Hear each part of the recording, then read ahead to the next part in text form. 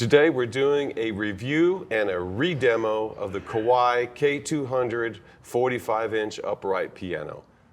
And Daniel's going to play for you.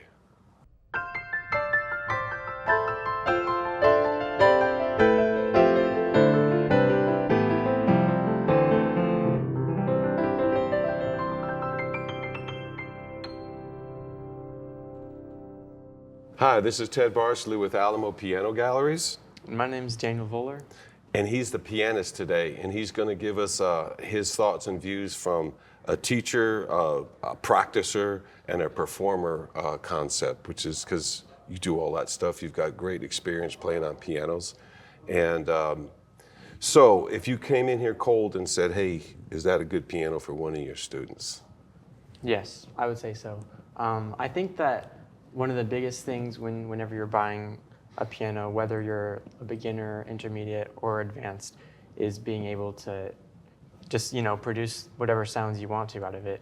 And I think that's something I really like about the Kawai line of uprights, is that for the most part, I feel like with any different model, you usually can. And I think the 200 was no exception to that. The K-200, by the way, you can find information at our website, alamopianogalleries.com, pricing and availability, and also what color you might want it in. This one comes in, what do they call it, Ferrari red. Ooh, and the nice. K-200 is sitting right there in price and size and style and everything, to where it really is one of the top selling pianos that we have here, as well as within the Kawai line. Yeah. And when you put it in that red color, it really does stand out as being different, especially if it's going to be in a public place or like in a lobby or something.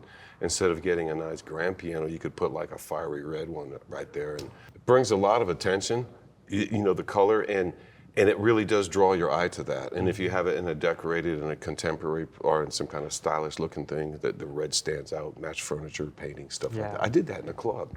Oh, and really? we actually got a guy to buy one of the Kawai Grands. He had it. He bought a GL10, put the Grand in the corner right where it went, and I went in the club and I said, so where's your piano? And he said, well, it's back there. And you look in the corner. I said, look at what you got in your artwork. This is stylish 1920s artwork. There's a little bit of red in almost every single painting, and it's drawn out because you have that nice giant red sofa love seat in the middle. Don't you think if you had a Ferrari red grand piano back there, And I said, even if you wanted to swap it out for an upright. Of course, the salesman almost passed out when I said that, because that meant, change the sale from grand to upright. But he went with the grand, and that red color really does, it's a bold statement. For sure. And it comes from that concept, I think it was called, in advertising, called Purple Cow. And the idea behind it is that if you were driving anywhere and you see a field of cows and then there's one that's purple, that would get your attention. So that's why they came out with the red grand piano, was to make it deliberately different. Yeah. Enough about fashion, style, and appearance. What do you think about playing? I know we're not really doing a comparison, so before we get into playing, why don't we have a listen to what you're playing, because I want to ask you about some of the repetition and stuff like that. Sure.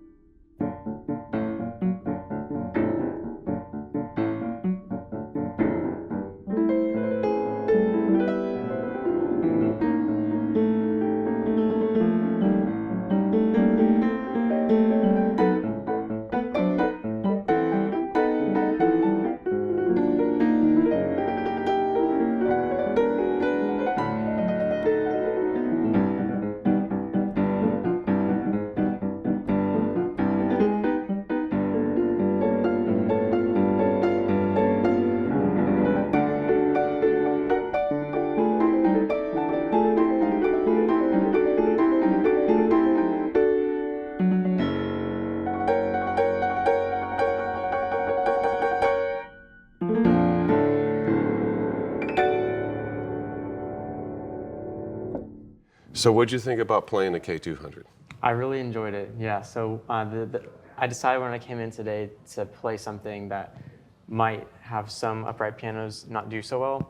So I played a piece with a lot of dynamic variancy, a lot of repeated notes, which is something that a lot of pianists will complain about some uprights, is that I can't do repeated notes because the key doesn't come up fast enough, or the action is just too light for me or whatever. So that's something I wanted to do when I came in and played the 200, and it actually responded pretty well, I think. That was a great percussive piece to play. Yeah. And that's the other thing is, remember, pianos, they're not just supposed to sound like gorgeous and pretty and all that kind of stuff. It is a percussion instrument. Right. It's the only instrument that belongs to two separate families in the orchestra, both percussion and strings. And so it's kind of separate because it can be used in so many different ways. And what that tells you is that you can keep a beat on this thing. It's percussive. And you can also make it sing a song because it's very lyrical. And that's where, a lot of violin stuff is written on pianos. And so it's kind of fascinating. The other thing I wanted to mention is that I'm glad you played this K-200 because we have a lot of beginners and intermediates that get this piano. And like I said, it is one of our top sellers. It's an intermediate price. It's not the entry line of upright pianos for Kawai. They do have a K-15, which is a little smaller underneath it. But what I do find interesting is that between the K-200, the 300, and the 500, there's only about a 3-inch difference in height. Yeah. But how much of that power goes into just the strings and that little bit more of soundboard that you get. Yeah. It was kind of interesting. And if you're looking for pricing information, availability, and also which color you might want to get a K-200 in, you can find it at our website at alamopianogalleries.com. You can also give us a call, post any questions or comments you have about this or any other video down below, and maybe we'll get some ideas. Dan, you have any last words, anything you want to say? This would definitely be a piano that I would recommend to any students looking for an upright piano. All right, look at that. That was completely unsolicited. And so far, I'm going to tell you, Daniel has had it good here. He's been playing the nicer things. And so now we're going to get into, maybe in the next month or so, we come back, we're going to have him, I want him to review some more difficult pianos to review, something a little bit more trying. Maybe something that doesn't quite go all the way up to hit the bell, because that's when it gets to be a challenge. And then you'll see what I've been talking about. No matter what the condition of the piano is, there's always something to love about every single piano you come across, even if it's out in the field someplace. And it might be its placement or its history, but there's something to like about them. Yeah. And with that, we'll leave you until next time. This is Ted Barslew with Alamo Piano Galleries. And Daniel Voeller. With Alamo Piano Galleries. He's here reviewing and playing the stuff. And we will look for you next time, and thank you so much for this time.